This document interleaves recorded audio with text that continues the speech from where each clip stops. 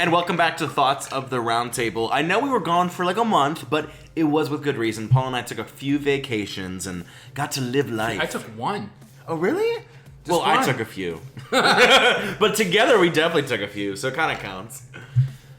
Oh, man, sorry. I'm parched. I'm quite parched. I literally just yanked out a tree. He literally just drank enough water for a small town.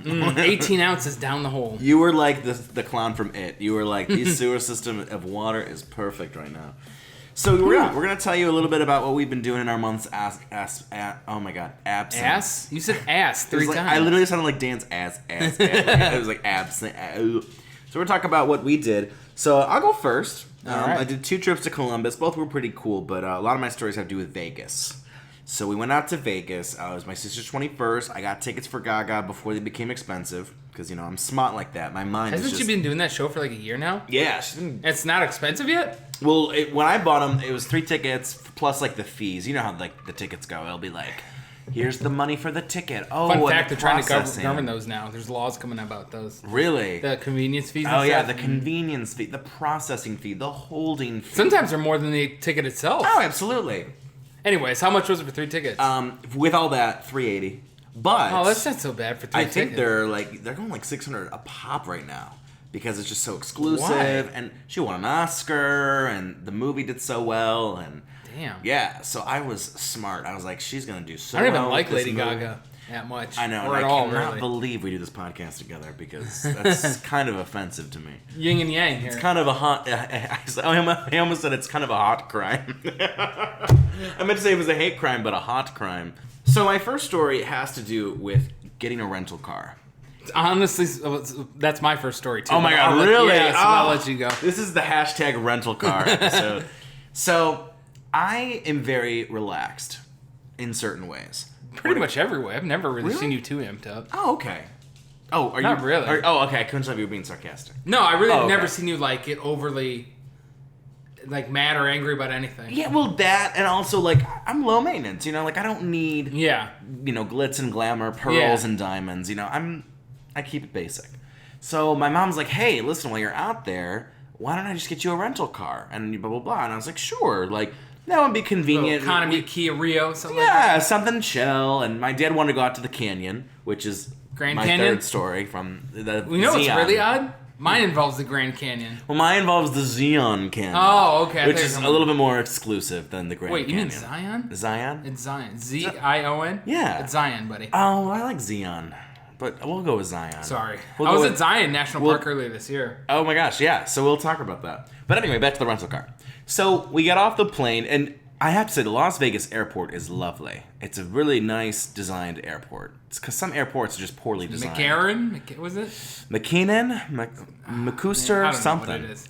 Anyway, lovely. Shout out to you guys. But anyway, so we got there, and you have to go to the car place. And so it's like, where do we go? Well, we have to take a shuttle. Okay, so we take a shuttle from the airport to the car rental place. I hate that, by the way. And why taking the shuttle? can't we fix that? Why do all airports have to have their stupid ass car rental place at a different location? Well, because the airport's so big, it just can't hold all those cars, I guess. Whatever. And it's also kind of easier to shuttle people to get a rental car versus shuttling people who left their cars there, you know? Whatever. Anyway, we get to the place, and I find out, oh my gosh, the place that we rented this car from is so cheap that it's not located with the rest of the rental cars. It's What company was this? It was called Economy. And it was 10 minutes. I've heard of that brand before. Yeah, it's like supposed to be economically cheap, but... I thought it was big enough to be in the little plaza. Well, okay. I almost gave a spoiler to what's going to happen in this story, but... So, we find out that we have to take a shuttle from the shuttle area to this Economy place. So, like 10 minutes later, this shuttle rolls up, and it's like one of those buses that can fit like 3 people. Like an Astro van? Like a very small bus. You're on the short bus. Like a very like they could fit like the kid in the wheelchair and like maybe 2 other people. It's one of those kind of buses, you know. So I'm like, okay, are we being shuttled to our deaths? Like that's kind of what I felt like. Anyway, the best part was the driver was just kind of like this guy is like, oh, over on your left is the CVS open 24/7. He's giving you tours. I'm like, I don't need a tour of the CVS locations in Vegas. Just get me to the car shuttle. I wasn't gonna say that to him. He was nice. Yeah. It was just like, okay, this is just weird. So we get to the place. It's in the middle of nowhere, and like it's in this like huge lot. Like imagine they just like burn down a mall and like put gravel over it. That's the kind of like a lot it was. Like, where are we? So the line is like long, and I'm like, oh no. And the line was long? Well, here's the thing. Line's long. It's 9 p.m. on a Friday. Line's long. I'm like, what is happening? And then the old people in front of me point out, and I didn't notice this, but they're like, do you see that they're just talking to people up there? And I'm like, what? And I kind of like tune in, you know. I can turn, like, my ears are like a radio signal. I'm like tuning in. And the guy's like, oh, where are you staying today? Oh, we're over at the... I'm like, this is not small talk city. This is like, what is happening? First of all, I hate when places will do that. Like, not just rental cars, but other places too, like Chit Chat. You know what the worst is? Barbershop chat. Oh, that's so awkward. I just don't want to. Like, there's a few places where I appreciate it. Trader Joe's, it's always like, hi, Trader Joe's? How are you? I don't have enough money to walk into Trader Joe's. I can't even look at the products there. Well, at Trader Joe's, they'll be like, oh, have you tried the wasabi peas yet? We've heard they're delicious. It's like, bitch, I'm here for cilantro rice. Get out of my face. They're like... It's like, I will do small talk in that situation. I agree, barbers, it can be weird if they don't know that you don't want to talk. Like, if you try, you do the one question rule. It's like, oh, what are you doing today? And then you meter their response off if they want to talk. If they say, nothing, just cut the hair. Cut the hair, dude. Just cut the hair. I don't mean to go off on a sidetrack, but you will love this. The last time I got my hair cut, there was this, I went to a Great Clips, and there was a little old lady. Old lady cut my hair. And she must have been like the manager or something. And so she was like trying to small talk with me. And I was actually like, whatever. I was okay with it. But what turned me off is she immediately just started bitching at one of the, like, meanly yelling at the other employees. Oh, so she did this thing. She goes, I told you to go sweep up the back. Do it now. And don't forget what I said. Like, yeah. And then she goes, and how are you today? I'm like, you can't do that. She was like the mayor from... do that. She was the mayor from A Nightmare Before Christmas or something. But she was like, switch. I'm like, don't even try to blow smoke up your ass. She's like, oh, I just love dogs and I love to stargaze. Cindy, how dare you not handle that properly? I swear to God, that's what it was like. And she had scissors in her hand. I'm like, I'm going to die. Oh, my God. Can you imagine if she was yelling while cutting your hair? That's stressful. That is stressful because, like, she's angry and she's snip, like that just seems actually angry haircut. So back to, I'm at the car rental place in Vegas. I'm just like, dude, you have a line. Like, if there was one person, was there one employee working? No, there was 3. And they're all They're all just like, oh, like it's not Friday at 9 p.m. Like, it's Monday at 8 a.m. and we have all the time in the world. Yeah. I'm like, I'm supposed to be at this after party at 11. They're like not even a building, like in a tent. Like, it is just, like, taking forever. Finally, I get up there, and they're doing the same thing to me, and I try and do that thing where you're like, I'm not here. How long did you wait in line? Like, 10, 15. Okay, so not too bad. But still, like, probably would have moved faster if they weren't trying to get everyone's, you know, oh, what's your Instagram? And, oh, what kind of floral pattern? Did they try to sell you on the GPS? Like, well, no, they didn't, but this is where it gets good. So, yeah, they're trying to schmooze me, like, where are you staying at? Oh, where are you from? Where did you stay, by the way? I am curious. Oh, that's... you know what? I'll put that into this story because it wasn't my other 2 stories, but I'll put it in real quick. So finally, I'm like, okay, just check me out. So mind you, my mom said $100 for the car. So in my mind, I'm like, oh, the total purchase will be $100. And no, not at all. You're a rookie if you think that's. Well, here's the thing. I don't want to blame my mom because she's not the one who swiped my card at the end of the day. For how many days? It was for 4. Oh, buddy, $100. Listen, I'm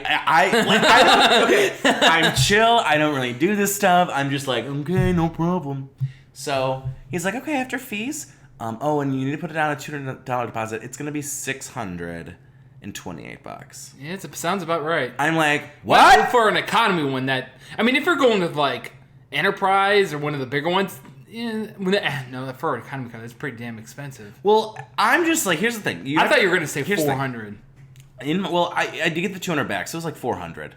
It was the deposit, but I'm with my sister and my sister's gay best friend, and the two of them are like, oh, we just want to go to the hotel. Like, where are we gonna get booze? And I'm like, you guys, like, I'm just stressed. And then my friend Monica was there too. 9:30 at this point. Yeah, it was like 10 o'clock. And then my friend Monica was there too, and Monica starts to be like, hey, we gotta get on hustling to the Caesars for the club. And I'm like, so at this point, I'm just she wants to go clubbing after this? My whole thing was I needed to get out of there. And I'm just like, fucking swipe my card. Like, I just needed to leave, you know? And at the time, I'm like, I should have just called us an Uber, and we just Ubered to the hotel at that point. I should have just said no. Ditch the well, I didn't pay for it. I paid for it when I picked it up. So I could have walked away from it, but I'm just like... At that moment, I was like, oh my God, just swipe my card. Like, I don't even care. To be honest, you're in Vegas. What did you need a rental for? Well, we went out to Zion Canyon the 4th day, but... Zion Canyon. I like Zion, but Zion. So we get to the hotel. Paul, I usually try and be, like, good with savings and, like, it's a 3-star hotel. This place was just sketchy. This was the place on the... I thought you said you were staying at Caesars. Oh, that's the club you wanted. That's the club. Oh, we didn't stay at Caesars. We stayed at this, like, the Caesars, like, staff hotel. Like, that's the equivalent. We stayed... It's not the Travelodge on the strip. At least? Well, no, it's the Travelodge off the strip. And what's weird about it is it's at the end of the strip and then off the strip. So it's not even like if you walk to the strip, you'd still have to walk even further. What people don't understand, too, about Vegas is... Because I was just there earlier this year. The strip is not that long. And when you get off of it, there's nothing. There's nothing. It's nothing. So that part, and everyone's complaining the whole time. I'm like, you know what? At least we have a place to live, and we have a beautiful car if we need it. So that's my first story. My second story has to do with the buffets. Now, wait. So rewind a little bit. The place you're staying at, what was that like? It was. Or going into this later. It was just. I mean, it just was one that I paid $400 for 4 nights, which isn't a bad price point. Did you pay for all this? A lot of it. My mom and dad chipped in because it was my sister's birthday. Oh, well, Monica stayed at a different place. Oh. She was, and here's the best part. Why was she stayed at the Tropicana, which is closer on the strip. Why'd she stay even cheaper? Why'd she stay there at a different place? Well, because she has high taste. I'm very adaptable, but Monica was like... Well, she paid less, so she got... I know! That's the worst part. She paid less. I got a better hotel on the strip. And I'm like, you know what? Someone needs to teach me travel tips, because at that point, I'm just like, game over. So we did the buffets, and I tried Paris buffet for the first time, and I liked it. It was good, and the price was good. $33 for a buffet and unlimited mimosa and Bloody Mary. That's worth it. That's the great price. If you prefer just a buffet, that's a lot, but if you get the other stuff too. Did Caesars again, and the Caesars buffet is expensive, but also it's worth it. It's like Wait, so did you go clubbing that night? Oh yeah. But then we realized here's the thing, we didn't make it through the door because guys were $100. So I was like, you know what? $100? Yeah, it sucks to be a guy in Vegas. If you want to know how it feels like to be a girl in everyday life, be a guy in Vegas. Where you're like, I'm being ripped off, I am being mistreated, I'm not being respected. Wait, were the girls free? Oh my God, yeah, absolutely. They were like, but dudes are $100. Yeah, because the next day we tried to get into this pool party and it was again like dudes are $100. I'm like, okay, I just blew all this money on a car there's no way and a hotel room. There's no way I'm ever going to Vegas. It's just, I'm just like, oh God. So anyway, and that's another thing. Like, it's free, but like, between 8 and 10, and like at that point, like, I'm not gonna go sit in the club for 6 hours in Vegas. It's like, it's like a lot of work. Oh, if you go in between 8 and 10, like if you go early, if you're like on the early bird special, you might get in for free. Or then you gotta literally sit from 8 till 2 in the morning, right? Because once you're out, and oh gosh. So anyway, that happened, but. So we went to the Wynn Buffet, and the Wynn is a fancier place. It's located on the Strip, and we get into the line, and the lady goes, "Oh, by the way, there's a dress code." And thankfully, I had something to put on over my tank. Basically, no tanks, right? So like me and then Declan, like a polo or something. I had like a button up, and it was trashy looking because it was from yesterday, but whatever. So we get in, we pay, and then we're waiting to be sat. And we're like, why is it taking so long to be sat? Like, it was just weird. We were standing there for like 5 minutes. Finally, who I believe was the supervisor came over. And she goes, ma'am, and turning to my friend Monica, she goes, ma'am, I'm going to have you put on this. And she's holding up what has to be the ugliest, greasiest looking, like, handkerchief, scarf, babushka combo. Like, that she must have pulled out from Lost and Found. It was like... Why? I'll get there, but... I'm like, where did she find this? It's like someone on staff. Like, there are fancy restaurants. I know in Vegas, too, where you have to have a jacket. Yeah. They'll loan you jackets. Like, for like sport coats for dudes. Well, like, this was like, I'm not even kidding you. You know, it's like when your grandma wears that scarf around her neck with a brooch. It was like that. But it was like nasty looking. It was like it was Lost and Found, or someone's grandma left it there 10 years ago, or one of the staff members dug through their purse and grabbed it from the bottom of their purse. It looked like that. It was like mustard yellow too. It was not flattering at all. So my friend's like, well, where am I supposed to wear this, first of all? Because she gives her the scarf. It's like, like when like in like straight culture when like the guy's like, oh, here's a towel and like clean yourself up and go. It was like that situation. Like, what was she wearing? So they wanted her to cover. Apparently her shorts were too short. So they wanted her to. Shorts? Yeah. So they wanted her to wrap it around her shorts. So my friend goes, "It's a scarf." Well, yeah, it's like like it would have looked like a belly dancer or something. It would have looked weird. Well, how short were her shorts? They were booty shorts. It's Vegas. It's 100 degrees. I mean, and they have a dress coat. So my friend goes, "Well, I'm not wearing this." She goes, "If I just pull my shorts down a bit, because I think they were worried about like if you could see like a little bit of the moon or the butt, That's how high they were. I mean, they weren't that pretty high. They weren't that high. They weren't that high. Look, I kind of get that. They weren't that high, but they were pushing that direction, then like towards the knee. So my friend goes, "Well, if I promise to pull my shorts down a little bit to cover my rump a little bit, because that was the concern." Can I just not wear this scarf? And I shoot you not. This supervisor tilted her head like 20 degrees. Like it's kind of like not like full on sassy. Probably in her 50s. Okay. She probably worked very hard. She probably was a server. Mind you, this is Vegas. I mean, she's not the first one to wear booty shorts. Yeah, in Vegas. She kind of cocks her eyes. The supervisor looks at my friend and goes, "Well, are your shorts gonna stay that way?" Like as if my friend's gonna like leave and then like yank them up her ass cheek the second that we're sat at the table. My friend goes, yeah. So finally, they put away the scarf for the next poor chick who walks in there who's not fitting the dress code. And I kid you not, the whole time we're at that buffet, that supervisor was just looking at us. She was just waiting for us to make a slip on the dress code. I swear. Like every time I like looked up, she was just like there, like like watching. I'm like, the dress code is a little steep. It's a buffet. Like next to us, there's people who are like doing that on the plates. I'm like, Jesus. And my third story for you, it has to do with... How much was that buffet, by the way? Oh, I think that one was like $45. Damn. Like, buffets are expensive, but it's so worth it because it's like, I'd rather have like, a nice amount of different foods than like, okay, I'm going to pay like $20 for a hamburger or like $20 for chicken tenders. Like, at least at the buffet, you can get like all sorts of things. So my third story for you has to do with Zion Canyon. So my dad was like talking to me. He's like, I really want... And this is part of the reason I got the car. That's not a close drive to Vegas. No, that's like a 2-hour drive. I thought it was even further. No, it's just 2 hours, I think. My dad's like, I really... when we go, I really want to go to Angel's Landing. Oh, God.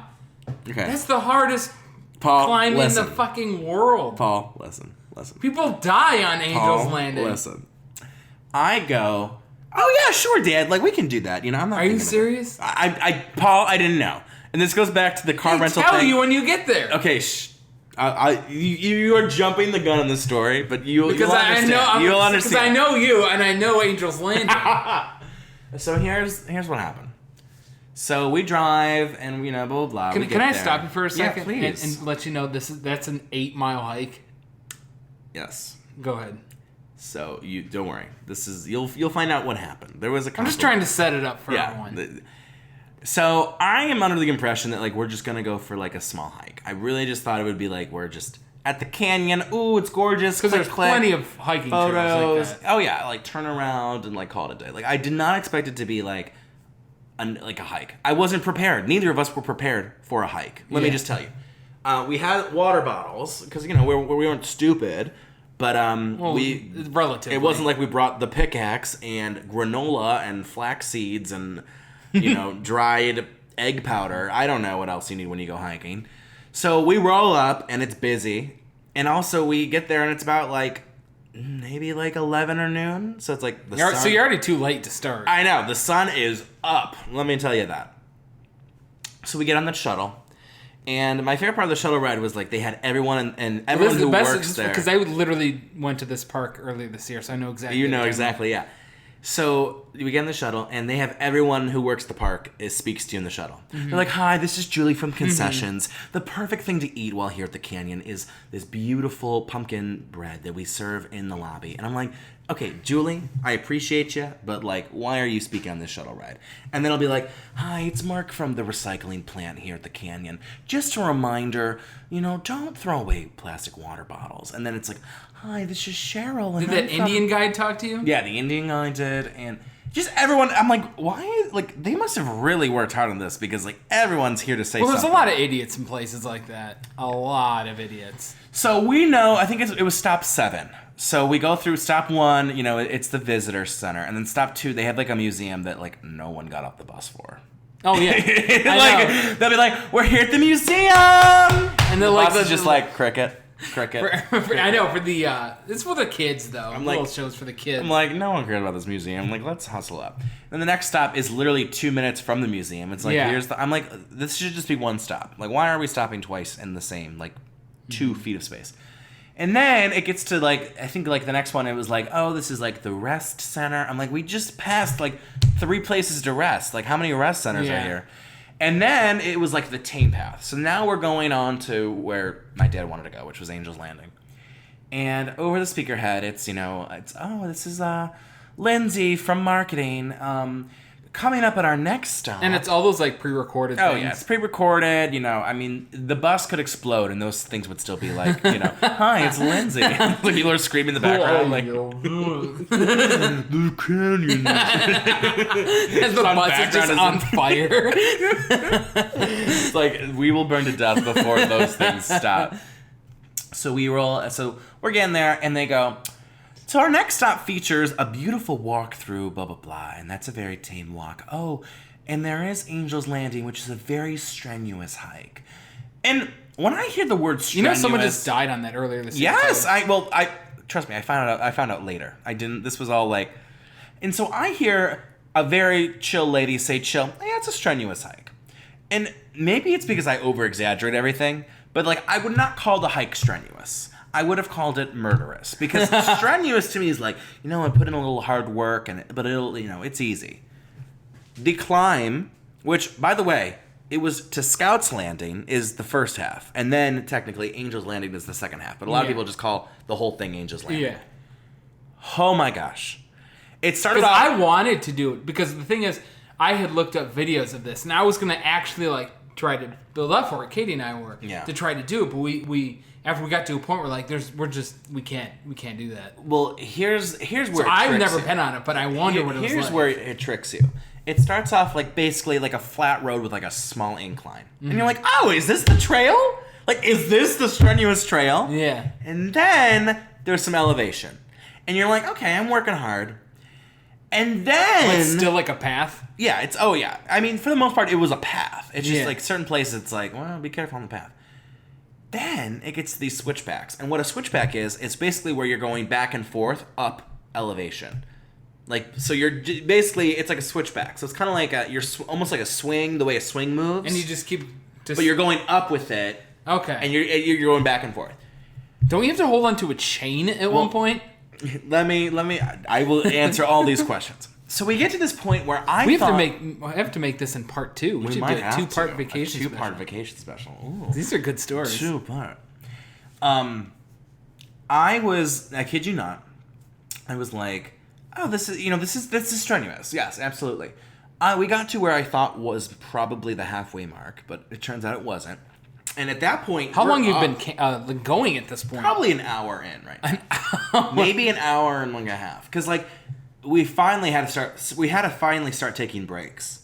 At first we were just walking, and then finally me and my dad, because here's the thing, my dad's 47 maybe. I mean, this is hard for us. Well, no offense to your dad, but almost 50. I'm husky, but my dad's a little bit more. He's husky. Fatherly. He's a big dude. Fatherly looking. I don't want to call him fat on the podcast. He's got a dad bod. I have a dad bod. My dad has 2 dad bods.